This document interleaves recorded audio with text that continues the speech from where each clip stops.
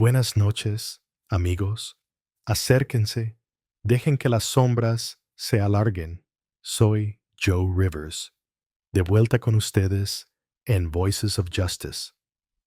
Esta noche, esta noche, nos adentraremos en el corazón del territorio de Arizona, en los años posteriores a la Guerra Civil. Una tierra de belleza austera y verdades brutales, donde el sol blanquea los huesos y los recuerdos por igual, y las montañas guardan secretos más antiguos que cualquier mapa. Allí, la línea entre la supervivencia y la extinción era tan delgada como el filo de un cuchillo, trazada a través de la tierra agrietada y los cañones en sombras. Era un lugar donde las culturas chocaban como nubarrones, donde la comprensión era escasa y la violencia era habitual. A menudo hablamos de pérdidas en la frontera, pérdida de fortuna, pérdida de esperanza, pérdida de vidas. Pero a veces, las pérdidas más profundas son aquellas que rompen los lazos de sangre, dejando heridas que se infectan durante años bajo ese sol implacable. Imagina a un hombre atormentado por una pérdida así, llevando el dolor como una segunda sombra. No busca riquezas, ni venganza en el sentido habitual, sino quizá solo una respuesta, un final para un dolor que no desaparece. Ahora, imagina que se encuentra en el corazón de lo que más teme, cautivo de aquellos a quienes la historia ha pintado como sus enemigos. Pero el oeste, amigos, tenía una forma de dar la vuelta a las expectativas como a un guante mal cosido. ¿Qué sucede cuando el rostro del enemigo se vuelve terriblemente, imposiblemente familiar? La historia de esta noche trata de un hombre llamado Ethan Cole, capturado por los apaches en el Alto Desierto. Esperaba dificultades, tal vez la muerte. Lo que descubrió, bueno, desafió todo lo que creía saber sobre la familia, la identidad y el significado mismo de la hermandad. Quédate conmigo mientras exploramos un vínculo forjado en la infancia, destrozado por la violencia y redescubierto en las circunstancias más improbables y peligrosas que se puedan imaginar.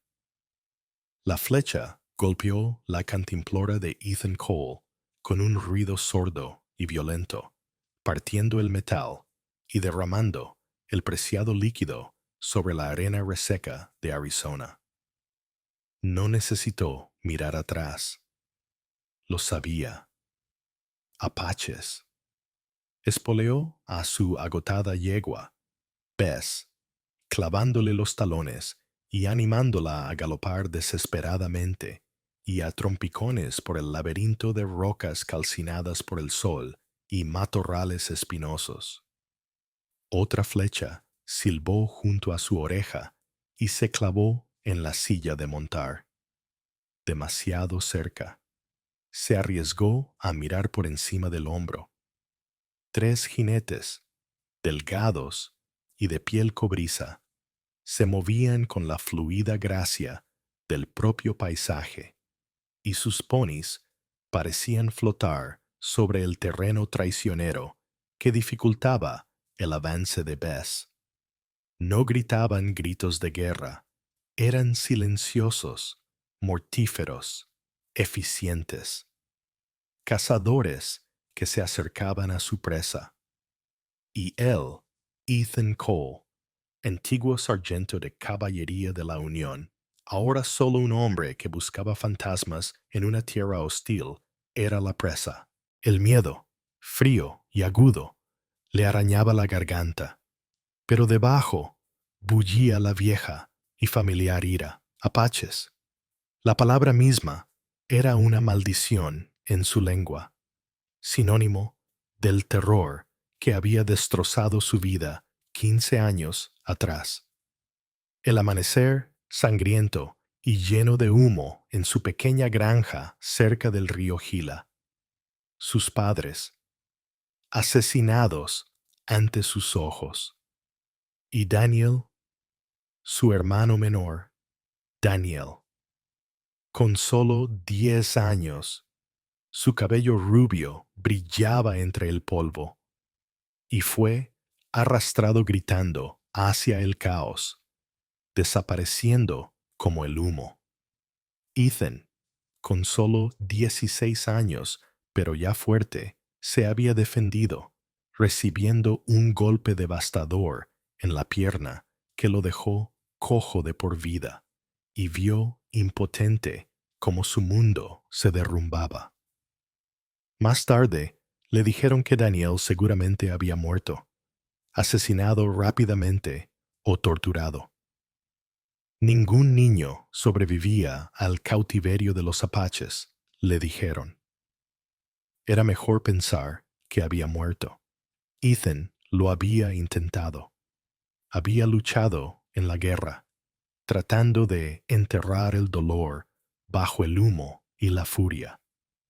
Después, se había ido al oeste, trabajando en el ganado, explorando para el ejército durante un tiempo, adentrándose cada vez más en territorio apache, atraído por una fascinación morbosa, una necesidad de comprender la fuerza que había destruido a su familia y, tal vez, solo tal vez, una pizca de esperanza demasiado tonta para expresarla. Encontrar algún rastro, alguna confirmación del destino de Daniel. Llevaba consigo la culpa de haber sobrevivido, el peso fantasmal de su hermano perdido, todos y cada uno de los días. Eso lo había llevado hasta allí, solo, siguiendo los rumores de una banda apache conocida por sus incursiones cerca de la frontera, los Chiricahuas, liderados por un jefe al que tanto los soldados como los colonos temían y respetaban. No estaba seguro de lo que esperaba encontrar. La venganza ya no tenía sentido. ¿Respuestas? Quizás. ¿Cierre? Era poco probable en aquella tierra implacable. Bess tropezó, jadeando con dificultad. Los jinetes apaches lo flanqueaban ahora, cortándole la retirada. Un guerrero, con la cara pintada de negro, levantó su rifle. Ethan supo que todo había terminado. Tiró de las riendas de Bess, que temblaba bajo él, agotada. No moriría corriendo como un conejo asustado. Levantó lentamente las manos, con el corazón latiendo con fuerza y fatalidad contra sus costillas. La ira seguía ahí, latente bajo el miedo, dirigida hacia esos guerreros, hacia el destino que lo había traído hasta allí, hacia el recuerdo del futuro robado a Daniel. Los jinetes apaches lo rodearon, con el rostro impasible, los ojos de obsidiana estudiándolo, observando su ropa gastada, su colt del ejército todavía enfundada, la ligera cojera al desmontar con rigidez. No hablaron, solo hicieron un gesto con sus rifles. Uno tomó las riendas de Bess. Otro le quitó a Ethan con eficiencia su colt, su cuchillo y los suministros que le quedaban. Le ataron las manos con fuerza a la espalda con tiras de cuero crudo que se le clavaban en las muñecas, se preparó para la brutalidad, para el golpe mortal. En cambio, simplemente le empujaron hacia adelante, obligándole a caminar, con su cojera haciendo que el trayecto por el terreno rocoso fuera agonizante. Se movían con una velocidad y un silencio increíbles, fundiéndose en los cañones y arroyos, dejando el lugar de su captura tan vacío como si nunca hubieran estado allí. Era un cautivo, prisionero de las personas que más despreciaba, las personas que representaban la fuente de la herida más profunda de su vida. Mientras lo llevaban hacia las montañas escarpadas, bajo un sol implacable, Ethan sintió que una desesperación más fría que cualquier noche en el desierto se apoderaba de él. No había encontrado respuestas. Había encontrado el final del camino, probablemente uno brutal y aterrador. Cerró los ojos y la imagen del rostro aterrorizado de Daniel, 15 años atrás, se grabó a fuego detrás de sus párpados. Lo siento, Danny, pensó. No pude salvarte entonces. Y ahora ni siquiera he podido encontrarte. El viaje hasta el fuerte Apache, su ranchería oculta, fue una brutal lección de resistencia y de la dura realidad de la tierra que Ethan solo había rozado. Viajaron durante lo que parecieron días, aunque el tiempo se difuminaba bajo el sol implacable y el dolor constante en su pierna.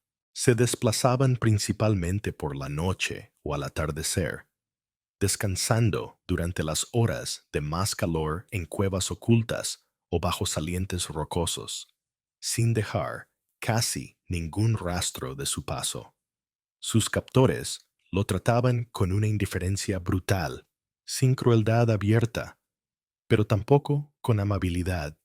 Le daban muy poca agua y apenas comida, tiras de carne seca más dura que el cuero, para que pudiera seguir adelante. Ignoraban sus jadeos de dolor cuando le latía la pierna herida y le empujaban sin piedad. Aprendió rápidamente que quejarse era inútil y que desafiarles era suicida. Se concentró en observar y sus viejos instintos de explorador, de caballería, se activaron a pesar de su desesperación. Tomó nota de los puntos de referencia, la dirección del sol y los sutiles indicios de fuentes de agua. Observaba a sus captores. No eran los salvajes desorganizados de los mitos de la frontera.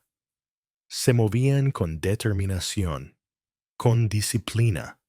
Se comunicaban con señales manuales, suaves chasquidos con la lengua. Rara vez hablaban en voz alta. Conocían esta tierra a la perfección. Cada manantial escondido, cada cañón defendible, cada sendero de caza. Vio momentos de camaradería entre ellos, una broma compartida en su propia lengua, un rápido intercambio sobre el estado de los caballos. Vio a un guerrero que vendaba con cuidado el ala rota de un pequeño halcón que habían encontrado, manejándolo con sorprendente delicadeza antes de colocarlo con cuidado a la sombra. Esos pequeños momentos fueron erosionando, casi imperceptiblemente, el muro monolítico de odio que había construido alrededor de su imagen. Eran guerreros, sí, feroces y peligrosos, pero también eran hombres. Finalmente, tras una agotadora subida por un paso estrecho y fácil de defender, llegaron. La ranchería no era un campamento improvisado, sino una pequeña aldea bien escondida en un valle de alta montaña bendecido con agua y pastos. Wickiups, refugios abovedados hechos de matorrales y pieles, salpicaban el fondo del valle cerca de un arroyo claro y frío. Los caballos pastaban tranquilamente en un corral improvisado tejido con ramas. El humo se elevaba de las hogueras, llevando consigo el aroma de la carne asada y las hierbas. Los niños jugaban cerca del arroyo, y sus risas resonaban extrañamente en el aire tranquilo, mientras las mujeres se dedicaban a sus tareas: moler maíz, curtir pieles, remendar ropa. Era una escena de sorprendente domesticidad que contrastaba con las imágenes de terror que su dolor había evocado durante 15 años. Su llegada causó un revuelo inmediato. Los niños dejaron de jugar y se quedaron mirando con ojos curiosos y muy abiertos. Las mujeres dejaron de trabajar con expresiones cautelosas, algunas abiertamente hostiles. Los guerreros que lo habían capturado lo llevaron al centro del campamento, donde varios hombres mayores y de aspecto importante estaban sentados conversando cerca de una tienda más grande. Ethan sintió cientos de ojos sobre él, desnudándolo. Era el enemigo, el ojo blanco, el Pindalikoyi, llevado a su santuario. Esperaba ser interrogado, torturado, asesinado. En cambio, simplemente lo empujaron al suelo duro y compacto, cerca de un robusto pino, con las manos aún atadas. Sus captores hablaron brevemente con los hombres sentados, señalando a Ethan. Hubo gestos de asentimiento, más conversaciones guturales en la lengua apache que él no entendía, y luego sus captores se dispersaron, dejándolo solo bajo la atenta mirada de todo el pueblo. Nadie se le acercó, nadie le habló, simplemente estaba allí, ignorado pero intensamente observado. Los días se convirtieron en una rutina extraña y desorientadora. Permaneció atado cerca del árbol, aunque de vez en cuando le aflojaban un poco las ataduras para permitirle la circulación, que era dolorosa. Le daban comida y agua 2 veces al día, normalmente una papilla de maíz o restos de conejo o ciervo asado, que le traía una mujer mayor, con ojos que no mostraban malicia, solo una profunda y antigua tristeza. Observaba cómo se desarrollaba la vida del pueblo a su alrededor. Veía a los guerreros entrenando, practicando con arcos, rifles y cuchillos, con movimientos económicos y letales. Veía a las mujeres trabajando, con las manos constantemente ocupadas, su papel claramente vital para la supervivencia de la tribu. Veía a los niños aprendiendo, imitando a los adultos, absorbiendo las habilidades y tradiciones de su pueblo.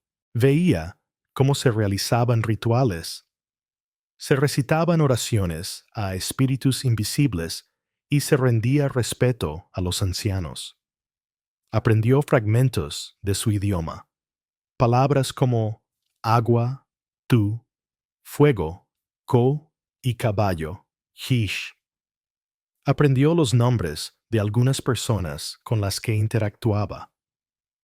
Un guerrero severo que parecía albergar una animadversión especial hacia Ethan se llamaba Tasa. La mujer callada y de ojos tristes que le traía la comida era Ilsa N. Vio a los niños jugar a juegos muy similares a los que él había jugado de niño. Era profundamente inquietante humanizar a las personas a las que había odiado durante la mitad de su vida. Sus prejuicios arraigados luchaban constantemente con lo que veían sus propios ojos. Eran apaches, los invasores que habían destruido a su familia, pero también eran madres, padres, hijos, personas con vidas complejas en un mundo duro, que defendían sus hogares, sus familias y su forma de vida contra fuerzas invasoras, entre las que se encontraban hombres como él. Sin embargo, una figura se mantenía en gran parte al margen, aunque era innegablemente central: el jefe. Ethan lo veía poco al principio. Cuando aparecía, se hacía el silencio en el campamento. Se movía con una autoridad tranquila. Su presencia inspiraba respeto instantáneo. No era el hombre más viejo, tal vez solo un poco mayor que el propio Ethan, pero su porte era el de un líder experimentado. Era alto para ser un apache, delgado, pero de complexión fuerte, con rasgos afilados e inteligentes, y unos ojos penetrantes y de un tono claro inquietante, casi gris azulado, que contrastaban de forma sorprendente con su piel oscurecida por el sol y su largo cabello oscuro. Vestía pieles de ciervo sencillas, como los demás guerreros, y solo se distinguía por una pluma de águila atada al cabello y el aura palpable de mando que lo rodeaba. Ethan oyó a los guerreros referirse a él como Nantan, el jefe, pero también a veces con un nombre que sonaba como Nakia, que significa el que vence o el superviviente. Cada vez que Nakia pasaba cerca de donde Ethan estaba atado, esos extraños ojos claros se detenían en él por un momento, con una expresión indescifrable en su profundidad. Curiosidad, desprecio, evaluación. Ethan sentía una punzada de inquietud bajo esa mirada, algo más allá del miedo natural de un cautivo hacia su captor. Había una intensidad, una cualidad inquisitiva que hacía que Ethan se sintiera incómodo. Se dijo a sí mismo que era solo la arrogancia de un jefe poderoso que inspeccionaba su presa. Las semanas pasaban lentamente. La condición física de Ethan mejoraba poco a poco, a pesar de las escasas raciones. Su cuerpo, endurecido por años de vida dura, se adaptaba. La pierna todavía le dolía, especialmente en las frías noches de montaña, pero, curiosamente, el caminar constante la había fortalecido un poco. Mentalmente, sin embargo, estaba a la deriva. La esperanza de escapar parecía inexistente. La ranchería estaba demasiado bien escondida, demasiado bien vigilada. Su odio hacia los apaches se había vuelto confuso, enturbiado por sus observaciones. Su dolor por Daniel seguía siendo una herida abierta y sangrante, exacerbada por la presencia de niños apaches que tenían la misma edad que Daniel cuando lo capturaron. Una tarde sofocante, se produjo un alboroto cerca del arroyo. Un niño pequeño, de unos 7 u 8 años, había resbalado en las rocas mojadas mientras perseguía a un lagarto y había caído en un pozo más profundo, luchando contra la corriente. Antes de que las mujeres que estaban cerca pudieran reaccionar, Ethan vio al jefe, Nakia, que había estado hablando con los guerreros cercanos, moverse con una velocidad asombrosa. Se zambulló en el agua sin dudarlo.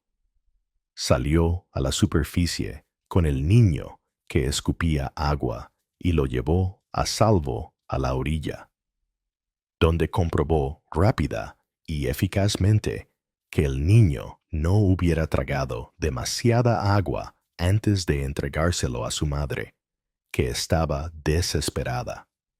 Fue la velocidad, la reacción inmediata e instintiva para salvar al niño, lo que impresionó a Ethan. Pero algo más llamó su atención cuando Nakia se enderezó, con el agua chorreando por su torso desnudo antes de alcanzar su túnica. En el omóplato izquierdo del jefe, parcialmente oculto por el pelo mojado, había una cicatriz. No era una cicatriz de batalla, sino una marca irregular en forma de media luna, idéntica a la que Daniel se había hecho años atrás al caerse del gran roble que había detrás de su cabaña mientras intentaba recuperar una cometa. Ethan contuvo el aliento. El corazón le latía con fuerza contra las costillas. No podía ser. Las cicatrices podían parecerse. Era imposible. Daniel estaba muerto. Lo habían matado hacía 15 años. Este hombre era un apache, un jefe endurecido, respetado, con la piel oscurecida por los años bajo el sol del desierto. Pero la cicatriz era idéntica. La forma, la ubicación. Nakia pareció sentir la intensa mirada de Ethan. Se volvió lentamente, con el pelo mojado pegado al cuello, dejando ver la cicatriz más claramente durante un instante fugaz antes de tirarse de la túnica. Aquellos ojos claros y penetrantes se encontraron con los de Ethan a poca distancia, y en ese instante Ethan vio algo brillar en lo más profundo de ellos. No la mirada impasible de un jefe, sino un destello de reconocimiento sorprendido, rápidamente reprimido y sustituido por una intensidad cautelosa, casi temerosa. El mundo se inclinó. Los sonidos del campamento, el llanto de un niño que era consolado, la charla de las mujeres, las voces bajas de los guerreros, se desvanecieron en un rugido sordo en los oídos de Ethan. El sol pegaba fuerte, pero él sentía un frío glacial. Miró al jefe apache, al hombre llamado Nakia, el superviviente, y no vio a un enemigo, ni a un salvaje, sino al fantasma de su hermano de 10 años, milagrosamente vivo, de pie ante él, transformado en lo que había destruido a su familia. El giro no solo era inesperado, era imposible. Destrozaba los cimientos del dolor de Ethan, su odio, toda su comprensión del mundo. Su hermano no estaba muerto, estaba allí, y era el Nanten, de la tribu Chiricahua, que lo había mantenido cautivo. La revelación flotaba entre ellos, tácita, pero ensordecedora, en el claro, bañado por el sol. Ethan se quedó mirando, incapaz de procesar el cambio cataclísmico en su realidad. Daniel, vivo. un jefe apache, el artífice de la destrucción de su familia, el objeto de su dolor y su odio durante toda su vida, era su hermano. Nakia, Daniel, mantuvo la mirada fija en Ethan durante otro segundo, cargado de tensión, con el rostro convertido en una máscara indescifrable, aunque Ethan creyó ver un temblor en las manos que sujetaban su túnica. Entonces, el jefe se volvió bruscamente y se alejó a zancadas hacia su wickiup, desapareciendo en su interior y dejando a Ethan atado al árbol, con la mente dando vueltas y su mundo irrevocablemente fracturado. Las horas siguientes fueron una confusión de incredulidad y un dolor tan profundo que amenazaba con asfixiarlo. Todas las certezas a las que se había aferrado durante 15 años se desmoronaron. Daniel no era la víctima inocente eternamente congelada en su memoria. Era este hombre, este líder, este apache. ¿Cómo? ¿Cómo había sobrevivido? ¿Cómo se había convertido en uno de ellos? La ira luchaba con una desorientadora oleada de esperanza, seguida inmediatamente por el amargo sabor de la traición. ¿Se había olvidado Daniel? ¿No reconocía a Ethan? O peor aún, lo reconocía y había decidido guardar silencio, eligiendo a su pueblo adoptivo por encima de su propia sangre.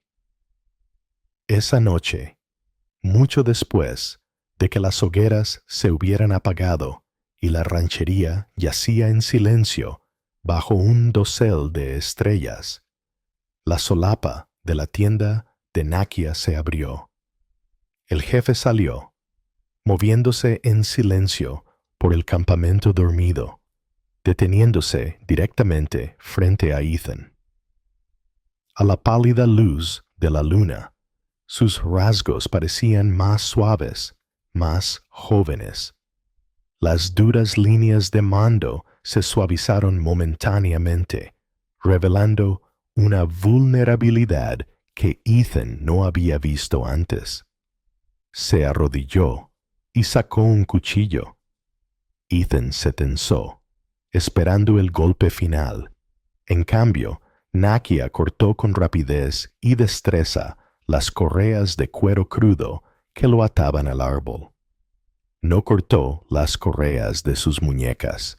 Habló, no en apache, sino en un inglés con fuerte acento y ligeramente vacilante, palabras que claramente no había utilizado en mucho tiempo.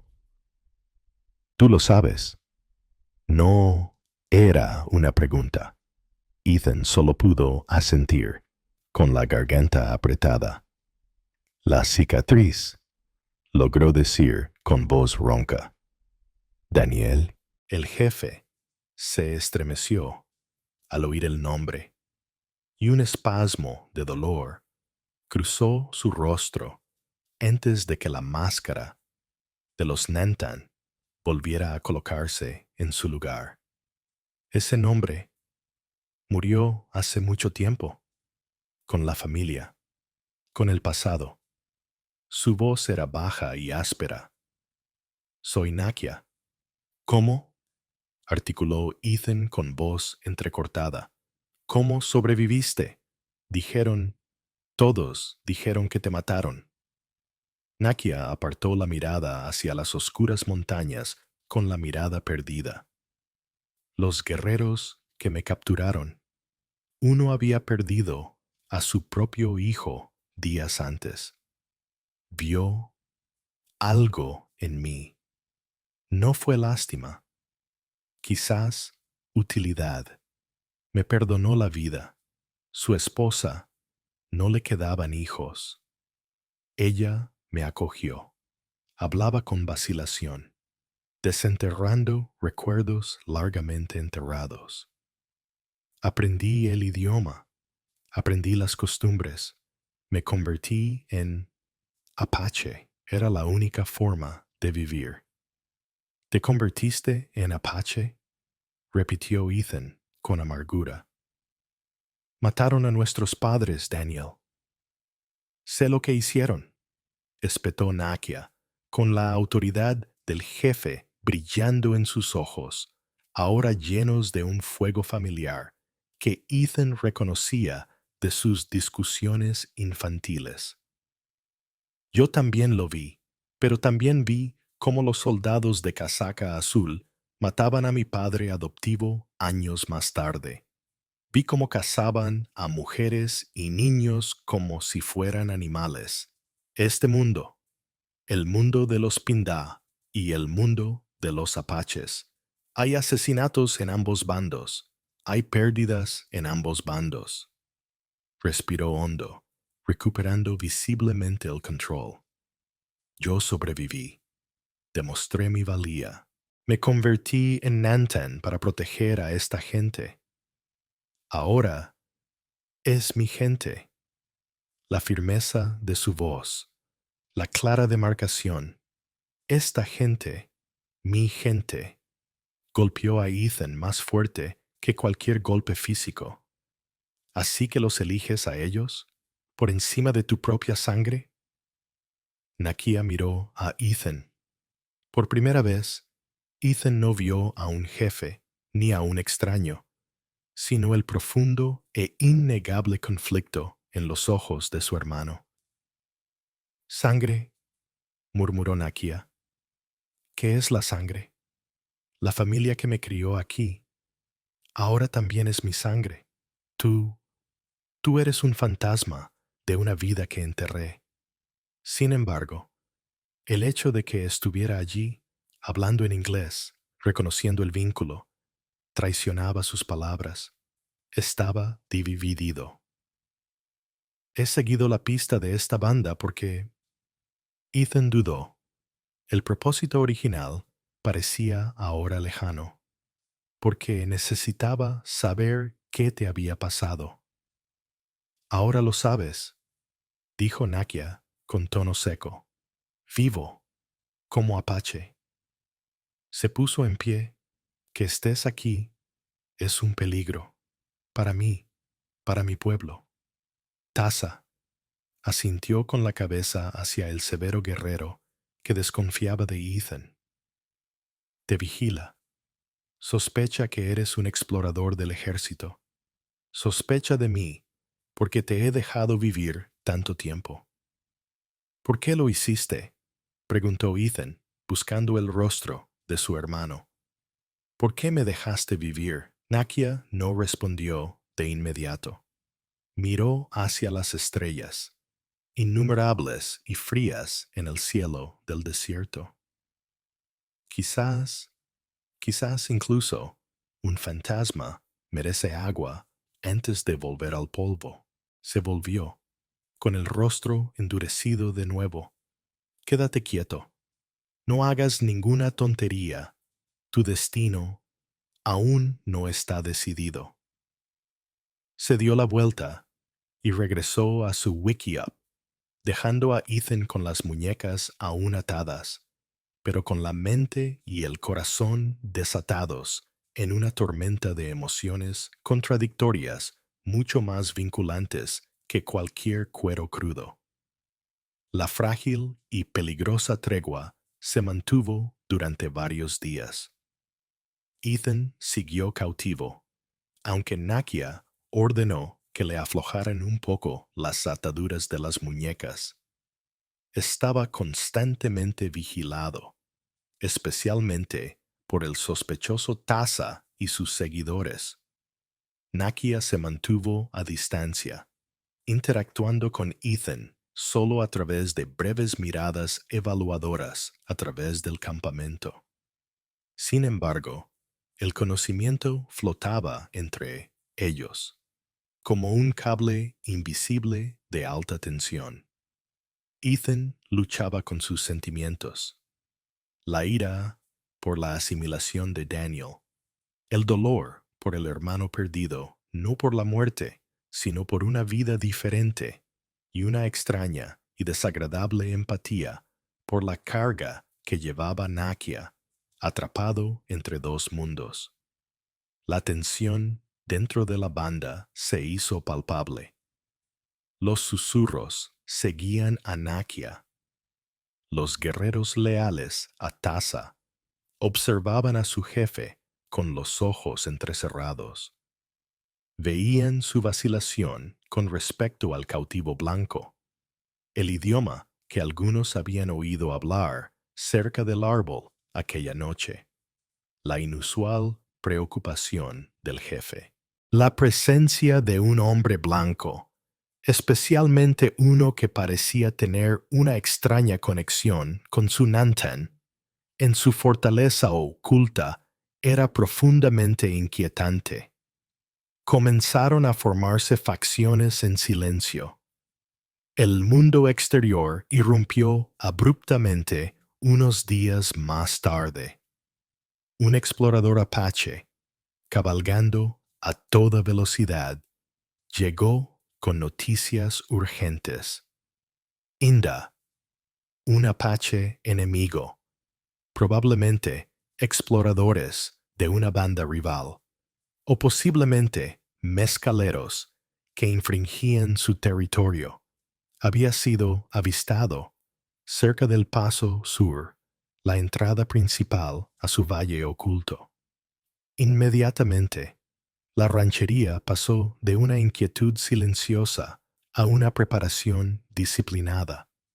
Nakia salió y retomó el mando al instante, con su conflicto interno aparentemente desaparecido bajo el peso de su responsabilidad. Dio órdenes rápidas y decididas. Los guerreros cogieron sus armas y revisaron los caballos. Las mujeres pusieron a salvo a los niños y las provisiones, preparándose para la defensa o la huida. Tasa, con el rostro sombrío, reunió a su propio grupo de guerreros y habló brevemente con Nakia. A pesar de su desconfianza, la amenaza inmediata exigía unidad. Nakia se detuvo cerca de Ethan. Se acerca el peligro, dijo en voz baja y urgente. Lucha. Si mi gente pierde, morirás con nosotros.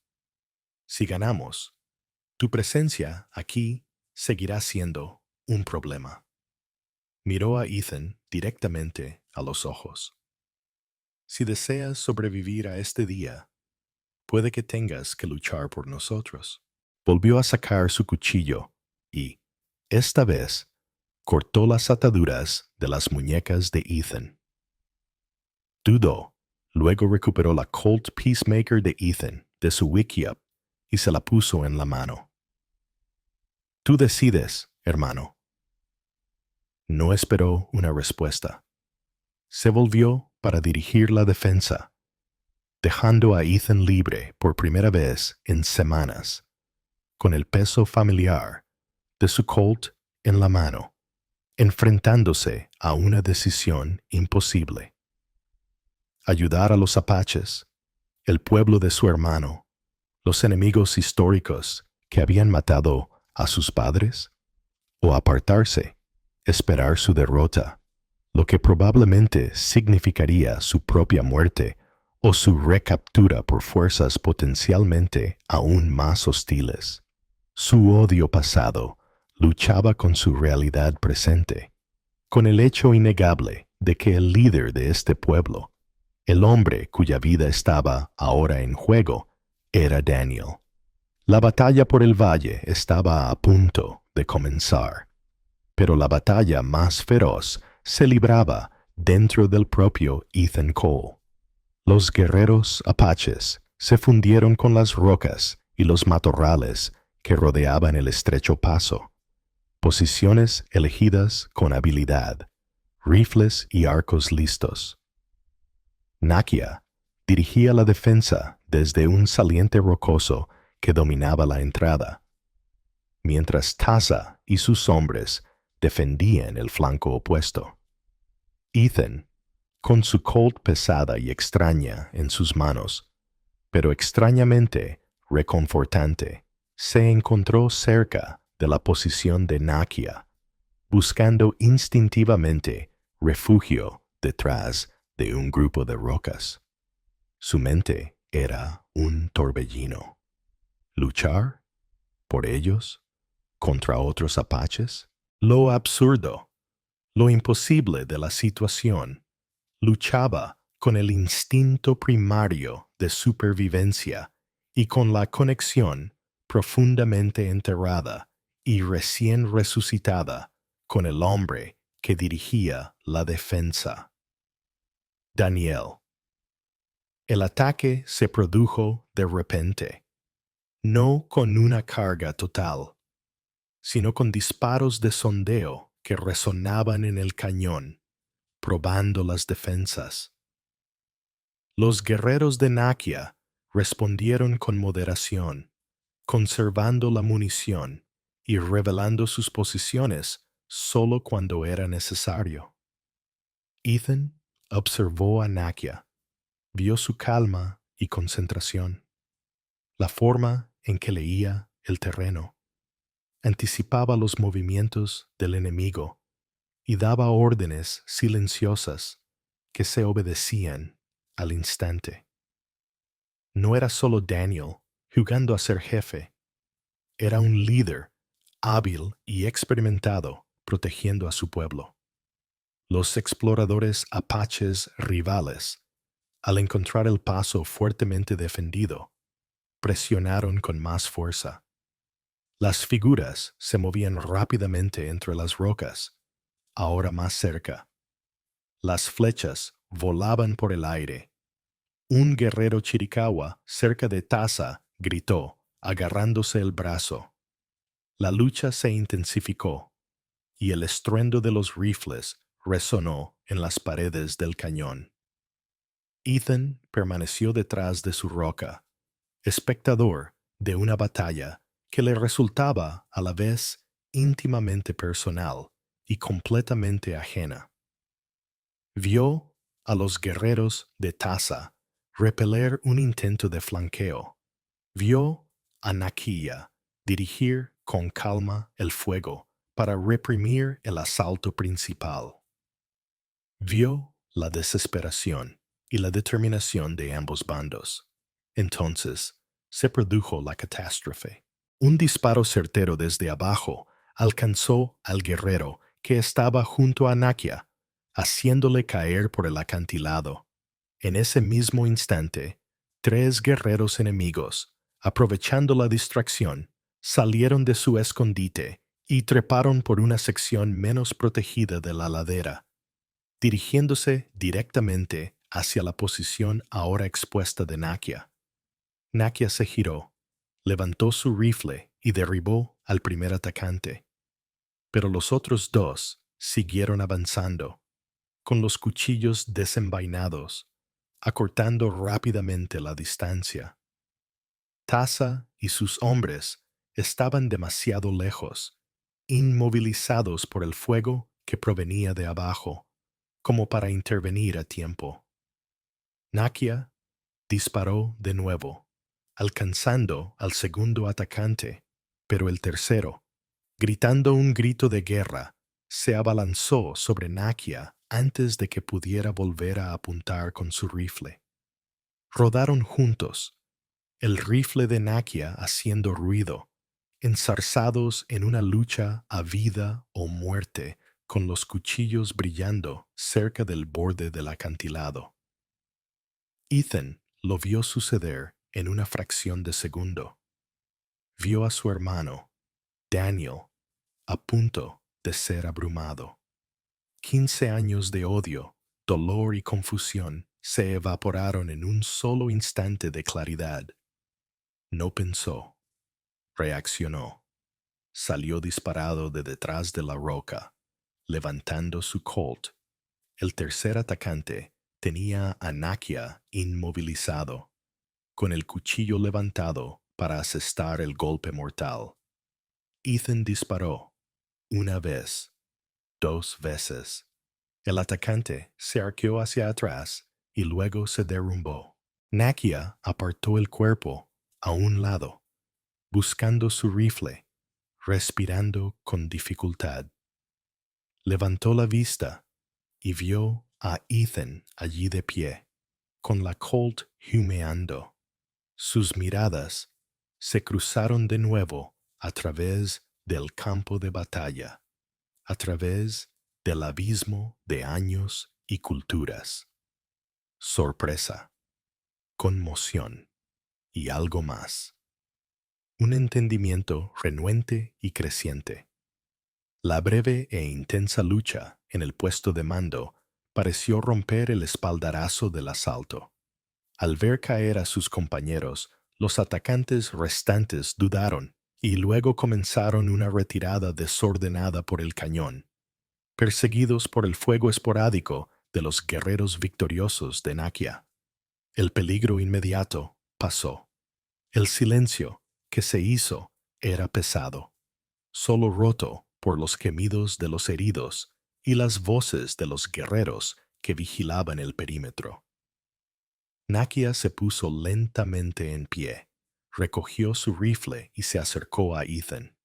Se detuvo a unos metros, con el rostro impenetrable, pero la intensidad de sus ojos claros era palpable.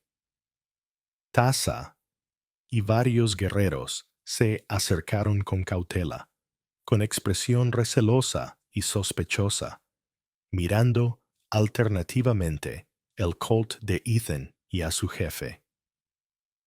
«Me has salvado la vida», dijo Nakia, con voz baja y monótona. Ethan asintió aturdido y bajó el arma. «Iba a matarte». Tasa dio un paso adelante y habló rápidamente en apache, gesticulando con ira hacia Ethan y luego hacia Nakia. Aunque Ethan no entendía las palabras, el significado era claro. ¿Por qué está armado este hombre blanco? ¿Por qué ha luchado? No se puede confiar en él. Nakia escuchó impasible y luego hizo callar a Tasa con un gesto brusco. Volvió a mirar a Ethan con una mirada larga e inquisitiva. «Luchaste», dijo, volviendo al inglés. «Por nosotros. ¿Por qué?» Ethan buscó las palabras, con la confusión aún agitada en su interior. «No lo sé», admitió con sinceridad. Quizá la sangre es más fuerte que 15 años de odio. Quizá sigues siendo mi hermano». La confesión quedó suspendida en el aire. El rostro de Nakia permaneció impasible, pero algo brilló en lo profundo de sus ojos. Dolor, conflicto, una conexión que no podía negar. Tasa escupió en el suelo, disgustado, pero se mordió la lengua bajo la mirada fija de Nakia. «Los Inda se están retirando», anunció Nakia, volviendo su atención a sus obligaciones, como si hubiera dejado de lado el momento de revelación personal. «Pero pueden volver. Debemos atender a los heridos y reforzar la vigilancia». Hizo una pausa y luego miró a Ethan, con un tono de autoridad en la voz. «Tú, quédate cerca. Esto no ha terminado. La batalla estaba ganada, pero la guerra por el entendimiento, por la aceptación, por el futuro de dos hermanos divididos entre dos mundos, acababa de comenzar». Ethan había cruzado una línea, defendiendo a las mismas personas a las que se había propuesto enfrentarse, salvando la vida del hermano que creía perdido para siempre. Las consecuencias de ese acto, para él, para Nakia y para la tribu Chiricahua, seguían siendo peligrosamente inciertas. En los días que siguieron a la escaramuza, se produjo un sutil cambio en la ranchería. Ethan ya no era solo el cautivo, el enemigo. Era el hombre blanco que había luchado junto a ellos, que había salvado la vida de Nanton, mientras que Tasa y su facción seguían profundamente recelosos, considerando las acciones de Ethan como una especie de truco o, en el mejor de los casos, una alianza temporal por conveniencia. Otros lo miraban con un respeto a regañadientes, o, al menos, con confusión. Las mujeres, incluida Ilsa N., le ofrecían raciones de comida un poco más abundantes. Los niños a veces lo miraban con curiosidad en lugar de con miedo. Seguía siendo un forastero. Seguía siendo fundamentalmente un pinda. Pero ya no era un completo desconocido. Nakia, agobiado por el liderazgo y el conflicto interno que exacerbaba la presencia de Ethan, mantenía las distancias en público. Pero una noche, apareció en el lugar donde dormía Ethan, sin estar atado, pero aún vigilado. Llevaba 2 tazas humeantes de té de hierbas. Le entregó una a Ethan y luego se sentó con las piernas cruzadas en el suelo, cerca de él, en un silencio cargado de preguntas sin respuesta. Tasa exige tu muerte, dijo Nakia finalmente, mirando fijamente su taza. Dice que sabes dónde está la ranchería. Dice que eres un espía. Dice que tu presencia debilita mi liderazgo y divide al pueblo. Ethan bebió un sorbo del té caliente y amargo. ¿Y tú qué dices, Nanton? Nakia levantó la vista, con sus ojos claros turbados. Yo digo que me salvaste la vida. Tienes una deuda conmigo. Hizo una pausa. También digo que tú me miras y ves a Daniel. Yo te miro y veo al hermano que vi sufrir desde las sombras cuando me llevaron. Veo el mundo que nos persiguió, que mató a la única familia que conocía. No fue culpa tuya, Dan. Nakia, dijo Ethan en voz baja. Nada de eso. ¿Culpa? Nakia soltó una risa breve y áspera. Hay suficiente culpa en ambos bandos como para llenar este cañón. Pero la culpa no cambia la realidad.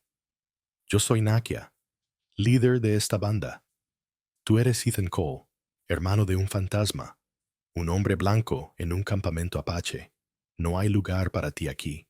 Y quizá tampoco para mí, si te quedas. La brutal honestidad golpeó a Ethan. Su hermano tenía razón. Su reencuentro, por milagroso que fuera, había creado una situación imposible. ¿Y ahora qué pasa? No lo sé, admitió Nakia, mostrando una vulnerabilidad poco habitual. Tasa presiona para que se celebre un consejo. Exigirá tu ejecución. Muchos lo apoyarán. El miedo al hombre blanco está muy arraigado, y con razón. Otros respetan la deuda de vida. Están confundidos. Miró directamente a Ethan. Quizá solo haya una salida. Que te vayas, que desaparezcas, que olvides que has encontrado este lugar, que olvides que me has encontrado a mí. ¿Que se fuera? Después de 15 años de búsqueda, después de encontrar a su hermano vivo, simplemente dar media vuelta y marcharse, fingir que nada había pasado. La idea le parecía otra forma de muerte. ¿Y tú? Preguntó Ethan. ¿Podrás olvidarlo? Nakia apretó la mandíbula. Soy Nantan. Tengo responsabilidades. No respondió directamente a la pregunta, pero sus ojos lo delataron. Olvidar tampoco sería fácil para él. Antes de que pudieran seguir hablando, un guerrero se acercó corriendo, jadeando, y le dijo algo urgente a Nakia en apache. Nakia escuchó con atención y su rostro se volvió sombrío. Se puso de pie bruscamente. Los Inda, le dijo a Ethan, no se han retirado por completo. Los exploradores informan de que se está reuniendo un grupo de guerreros más numeroso al sur del paso. Pretenden tomar este valle. Se volvió, recuperando al instante su aire de líder decidido, gritando órdenes y reuniendo a sus guerreros. El breve momento de reflexión personal había terminado, engullido por la amenaza inmediata de la aniquilación. La segunda batalla fue más feroz y desesperada que la primera. La banda rival atacó con fuerza, decidida a abrirse paso. Nakia dirigió la defensa con brillantez, moviéndose constantemente, animando a sus guerreros, anticipándose a las embestidas enemigas. Ethan, sin dudar esta vez, luchó junto a ellos. Quizás no luchaba por el modo de vida apache, pero luchaba por estas personas concretas. Luchaba junto a su hermano. Luchaba por su supervivencia contra un enemigo común. Su Colt hablaba junto a los rifles y arcos apaches, y su entrenamiento de caballería le permitía disparar con firmeza y disciplina. Vio a Taza luchar con salvaje valentía, defendiendo su flanco con la animadversión que sentía hacia él, aparentemente olvidada en el fragor de la batalla. Vio a Ilsa En y a otras mujeres llevar agua y municiones a los guerreros, arriesgando sus propias vidas. Vio la feroz unidad de un pueblo defendiendo su hogar. Durante una tregua, mientras los atacantes se reagrupaban abajo, Nakia encontró a Ethan recargando su arma detrás del mismo grupo de rocas. «Luchas bien, Ethan Cole», dijo Nakia, con un tono de admiración a regañadientes en la voz. «Lo aprendí en otra guerra», respondió Ethan con severidad. «Quizá todas las guerras son iguales», murmuró Nakia. Bajó la vista hacia el cañón, con el rostro tenso por la tensión. «Son demasiados. No podemos defender el paso para siempre». En ese momento, Taza llegó corriendo, hablando con urgencia a Nakia y señalando hacia la ranchería. Nakia maldijo en apache. «Han encontrado otro camino», tradujo a Ethan con voz tensa. «Un sendero de cabras por la cresta este. Algunos guerreros han pasado por nuestro flanco y se dirigen al campamento, a por las mujeres y los niños». Nakia ordenó inmediatamente a Taza y a la mitad de los guerreros que defendieran el paso principal y reunió al resto de los combatientes, incluido Ethan. «Debemos interceptarlos. ¡Ahora!». Corrieron de vuelta entre las chozas dispersas, oyendo los primeros gritos de pánico que llegaban desde el otro extremo del campamento. Se encontraron con los infiltrados cerca del corral de los caballos. Una docena de guerreros enemigos desesperados que se abrían paso entre la maleza. Se desató una caótica lucha cuerpo a cuerpo entre los refugios. Ethan se encontró espalda con Nakia disparando en medio del tumulto.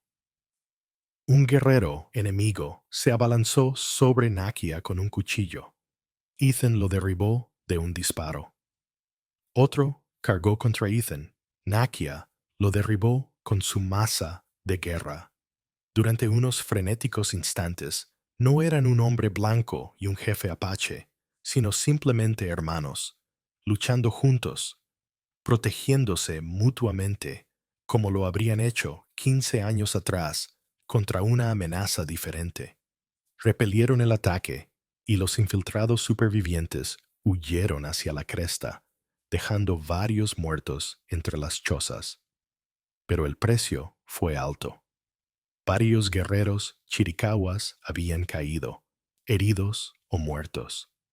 Y entre ellos, cerca del arroyo, donde había intentado organizar la defensa, yacía Taza, gravemente herido, con una flecha clavada en el pecho. Nakia se arrodilló junto a su rival, con el rostro marcado por el dolor. Taza miró a su jefe y luego dirigió la mirada hacia Ethan, que estaba cerca. Taza susurró algo en apache. Nakia escuchó y luego asintió lentamente. Taza cerró los ojos. Nakia se levantó y se volvió hacia Ethan. Ha dicho, ha dicho que el hombre blanco luchaba como un apache.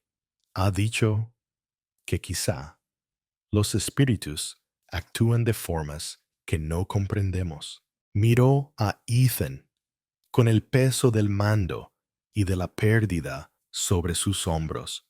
Está muerto. La victoria sonaba hueca. Habían defendido su hogar, pero estaban debilitados, vulnerables. Y la pregunta imposible sobre la relación entre Ethan y Nakia seguía sin respuesta. Ahora, complicada aún más por la batalla compartida y las deudas reconocidas. Cuando el sol comenzó a ponerse, proyectando largas sombras sobre el valle manchado de sangre, Nakia tomó una decisión.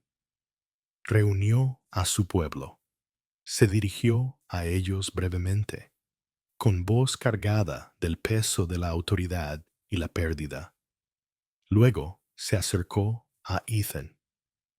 No puedes quedarte, dijo Nakia con voz firme.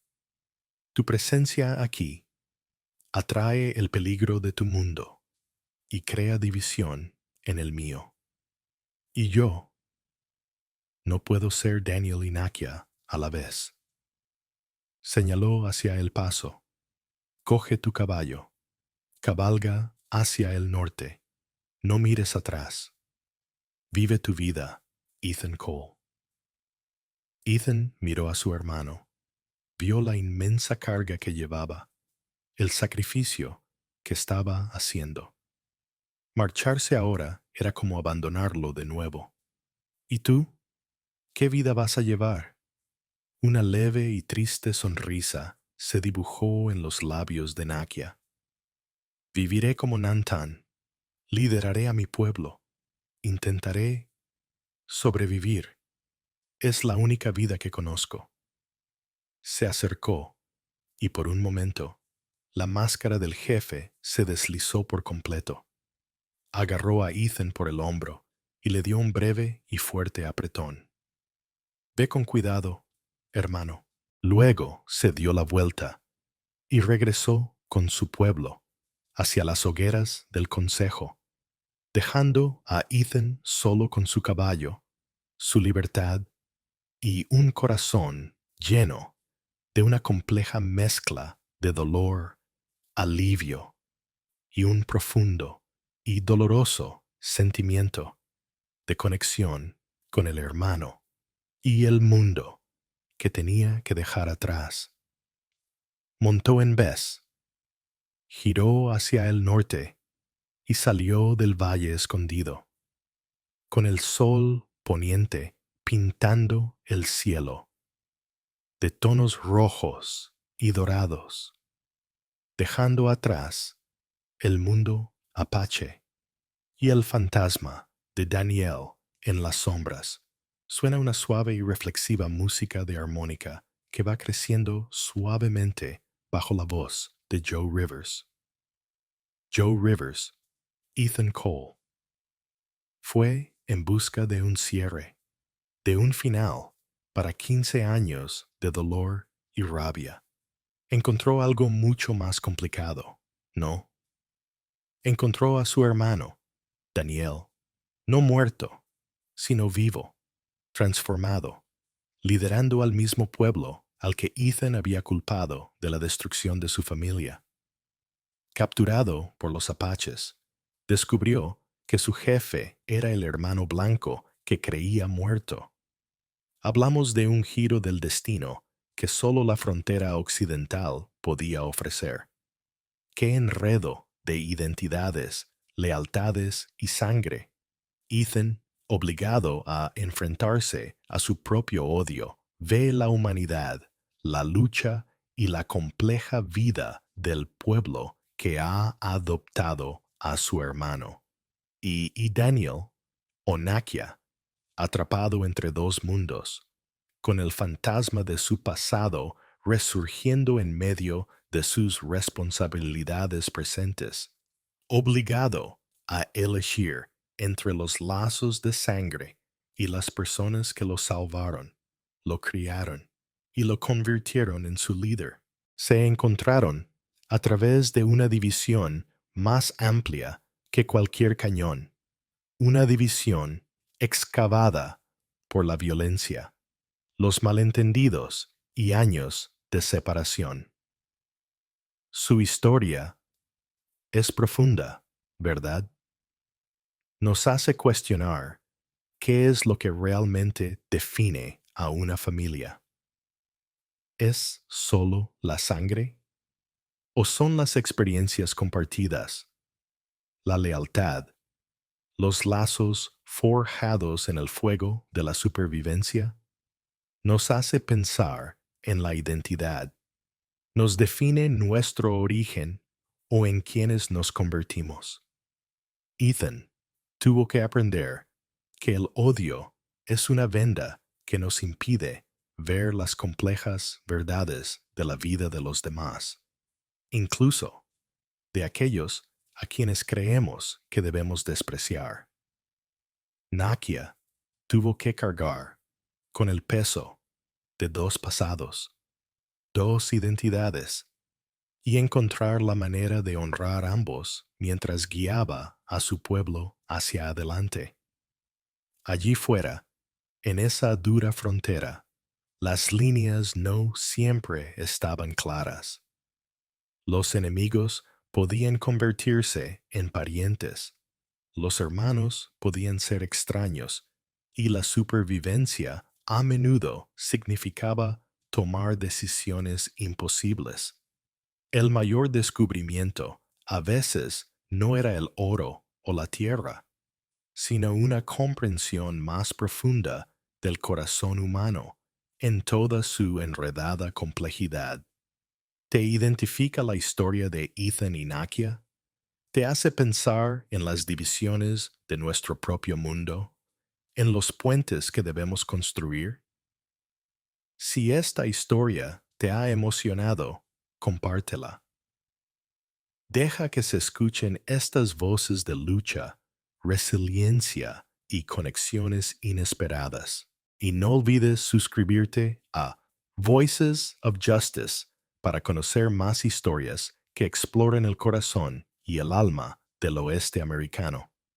Hasta la próxima, soy Joe Rivers, deseándote el valor para enfrentarte a tus propias fronteras y la sabiduría para reconocer a tu familia donde quiera que la encuentres.